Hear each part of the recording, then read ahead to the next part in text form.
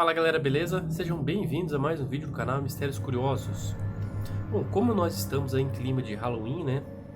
Praticamente acabou o mês de novembro e sempre tem as festividades, né?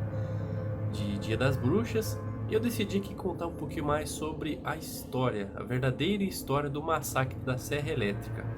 Então, roda a vinheta!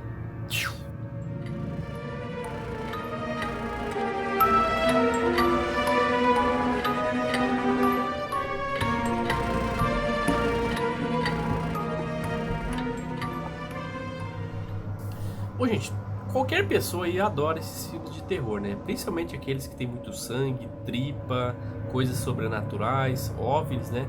Pois eles têm uma temática bem interessante, chamam muito a atenção das pessoas. Inclusive, assustam também. E neste caso específico aí, como nós estamos em clima de Halloween, eu decidi pesquisar e contar um pouquinho mais sobre a verdadeira história do massacre da Serra Elétrica e em qual pessoa que este tipo de filme foi inspirado. Pois quando a gente fala no massacre da Serra Elétrica, muitas pessoas acabam justamente tendo algumas dúvidas com relação a este curioso caso. Sabem por quê? Porque na verdade a inspiração de toda esta temática incrível, ela vem de um assassino chamado Ed Gein. E ele acabou influenciando também outros produtores de filmes, como o mais conhecido como Psicose, de Alfred Hitchcock. Para vocês terem uma ideia, esses filmes são dos primeiros que realmente geraram bastante medo em inúmeras pessoas. Então vamos falar um pouquinho mais sobre a história de Ed Gein?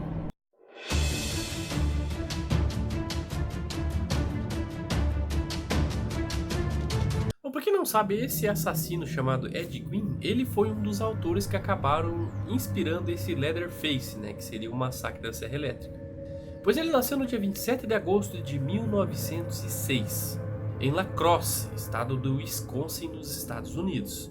A sua infância foi muito complicada justamente porque a sua mãe era teoricamente muito protetora e era ligada aos preceitos do catolicismo. Então ele foi basicamente uma criança ligada à Igreja Católica. E como seu pai não era uma figura muito presente, ele basicamente não tinha uma ligação muito amorosa com a sua mãe. E no colégio ele também tinha muitas dificuldades, inclusive dificuldades para aprender. E ele era muito caçoado por seus colegas, né? Desta época a gente teoricamente considerava hoje como bullying, né? E ele não tinha uma boa relação com seus colegas de classe, justamente talvez pelo seu tamanho, as suas características físicas que acabavam chamando a atenção naquele período. Justamente por causa do seu comportamento afeminado. Então nesta época ele sofria muito bullying. Bom, assim, no decorrer dos anos, seu pai morreu em 1940 e a sua mãe morreu em 1945. E o seu irmão, ele acabou morrendo em um incêndio. E como ele era um dos irmãos mais novos, né, ele acabou levando, teoricamente, até onde estava o corpo do seu irmão. E posteriormente, feito as análises do corpo do irmão dele, ele mostrou que tinha sinais de asfixia. A partir desses momentos, né, com a morte dos seus familiares, ele acabou se tornando uma pessoa só, né? Foi a partir daí que ele começou a ter alguns conhecimentos e acesso a algumas informações específicas. Bom, eu vou colocar umas fotos dele para que vocês vejam.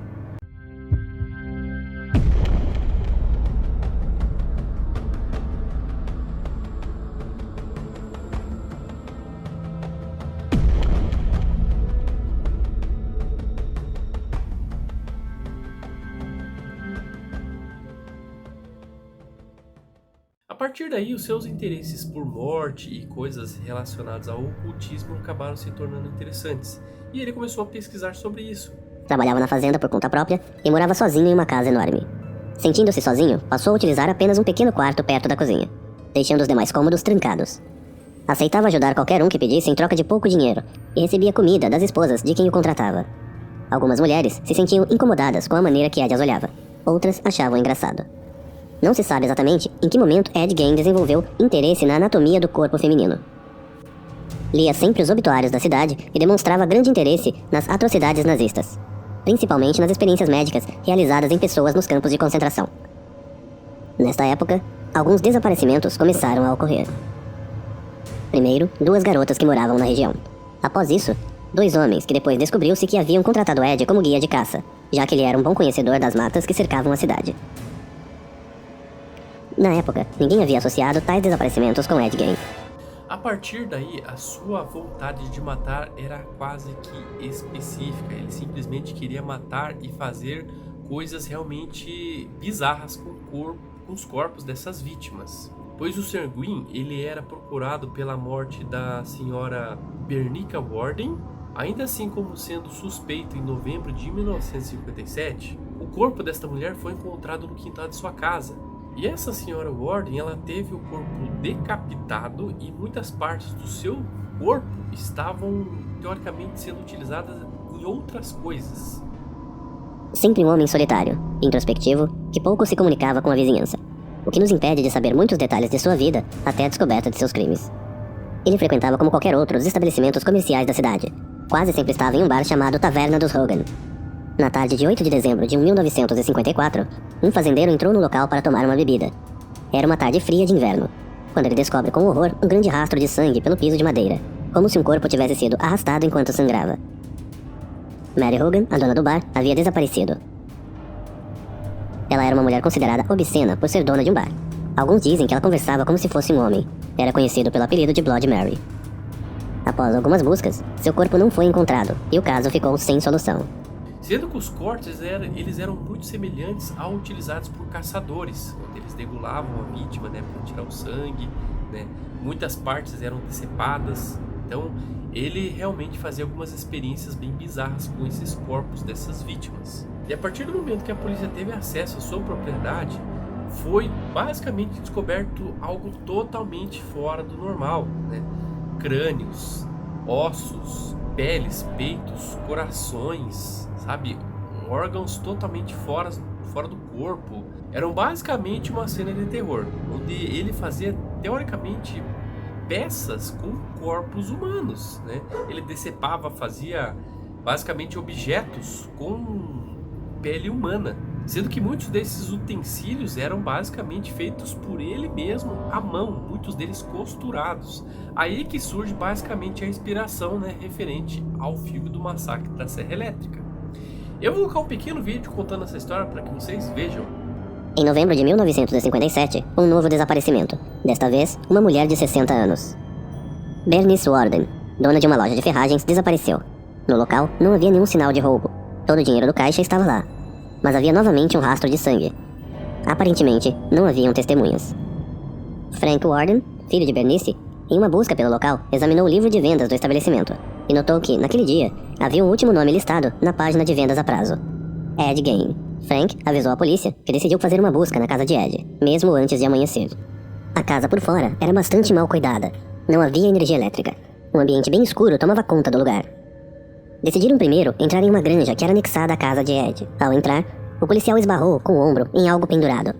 Acendeu sua lanterna e o espanto e horror tomou conta do momento. Bernice Warden estava pendurada de cabeça para baixo em um gancho de carne. Seu corpo estava sem cabeça e com uma abertura na parte da frente, dissecada, como se faziam com os animais que os caçadores abatiam. Imediatamente solicitaram reforços e uma busca foi feita dentro da casa. Lá dentro, um cenário macabro. O coração da mulher estava em um prato. Seu intestino e cabeça foram achados em uma caixa. Haviam restos de pelo menos 15 mulheres espalhados pela casa. Crânios e ossadas estavam espalhadas ao redor da cozinha. Alguns intactos e outros cortados ao meio e usados como tigelas. Uma das cadeiras da cozinha era toda coberta com pele humana, assim como luminárias e cabos de facas. Em uma caixa haviam 9 vaginas, dentre elas uma que estava pintada de prata, que estima-se ser de sua própria mãe. Havia também um cinto feito completamente por mamilos, prendedores de cortinas feitos com lábios humanos. Em outra caixa haviam narizes decepados, órgãos e vísceras estavam em uma geladeira. No armário, vestes completas feitas de pele humana, incluindo calças, um colete, uma espécie de sutiã feito com seios arrancados de uma vítima, e mais 9 máscaras feitas com faces humanas, também retiradas das mesmas vítimas. Uma das coisas mais bizarras que foram encontradas é que ele desenterrava alguns cadáveres que teoricamente pareciam com a sua mãe, justamente para ele ter a falsa sensação que ela estava ali. Então, teoricamente, ele montava um corpo, pegava um corpo aleatório, né, e montava com partes humanas para que parecesse com a sua mãe. A partir daí, surgiu algumas suspeitas que ele teria tido relações sexuais com esses corpos. Mas mesmo assim, o assassino ele acabou afirmando que ele não teria como, justamente por causa do mau cheiro e putrefação, né, desses cadáveres. E outras das coisas bizarras que ele se vestia de mulher justamente para simular a presença da sua mãe. E isso é muito bem documentado, né, no filme chamado Psicose, do Alfred Hitchcock, né, onde o assassino justamente se veste, né, para que ele tenha a falsa sensação de estar na presença da sua mãe. Então, mais uma vez, né, a arte imitando a vida. Bom, após todos esses encontros, né, desses cadáveres, ele foi julgado e posteriormente considerado incapaz, né.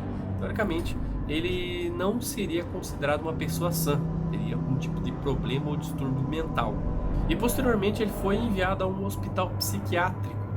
Bom, a partir daí, somente no ano de 1969, após diversos tratamentos, né, ele foi considerado capaz, pois ele sabia, teoricamente, distinguir o que era certo do que era errado, né? E ele foi preparado para um julgamento convencional, sendo que o seu nível de sanidade mental estava cada vez maior. Porém, mesmo assim, ele foi considerado inocente devido ao seu nível mental. E ele acabou passando o resto de todos os seus dias, né, durante a sua vida, em hospitais psiquiátricos. O interesse de Ed na anatomia tomou um rumo controverso.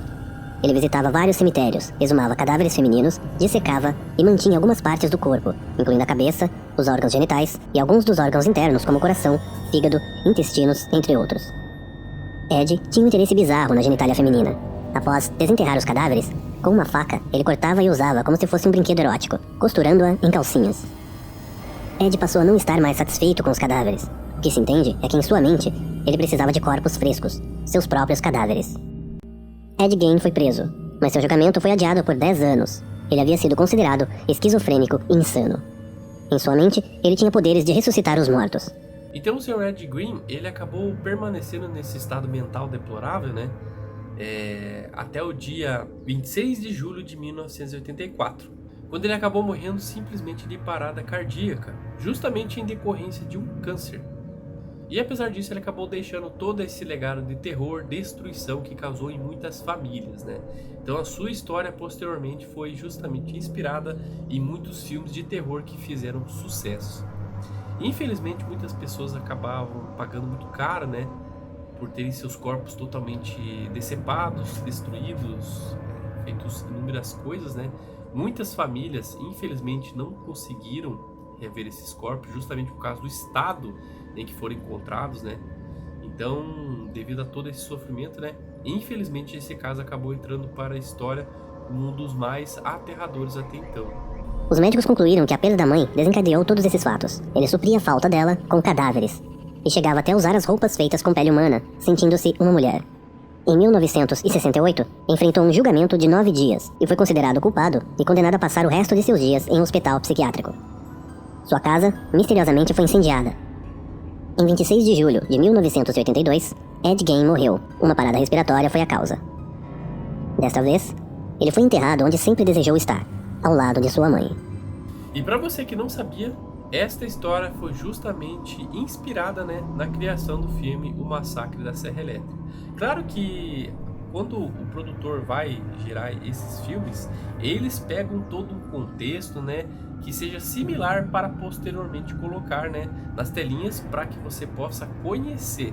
E este caso, além de ter servido como uma espécie de referência, ele ajudou muito na produção de outras obras cinematográficas, né, como eu citei o filme Psicose. Então, com certeza, em muitos filmes que você vai ver, principalmente deles de terror, eles têm algum tipo de inspiração em um caso real.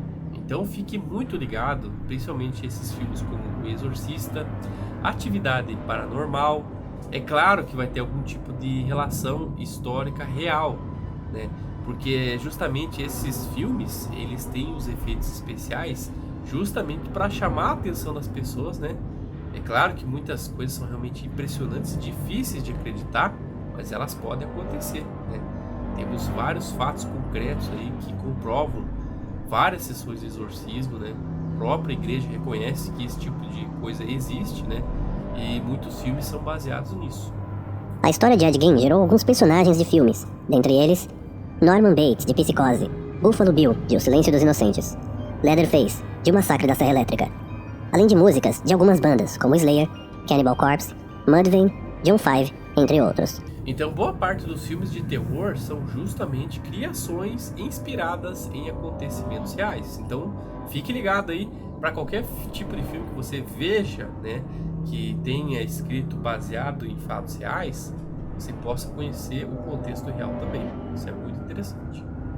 Bom, gente, o vídeo bem simples. Espero que vocês tenham gostado. Queria desejar aqui a todos vocês um feliz Dia das Bruxas atrasado, né? Sempre quando eu tenho a opção de trazer esse tipo de tema aqui, eu acho muito interessante, porque são histórias realmente incríveis. Vale a pena vocês conhecerem esses casos específicos aí. Nos próximos vídeos eu pretendo trazer aqui outras histórias relacionadas a assassinos seriais killers. São obras realmente incríveis, né? Apesar de que são bem pesadas e serem citadas aqui no canal, mas vale a pena vocês conhecerem um pouquinho mais, beleza? Se você tem alguma sugestão de tema, coloque aqui nos comentários. Quem sabe eu não faço um vídeo para que vocês possam nos acompanhar cada vez mais, beleza? Então, até a próxima, galera. Obrigado, valeu!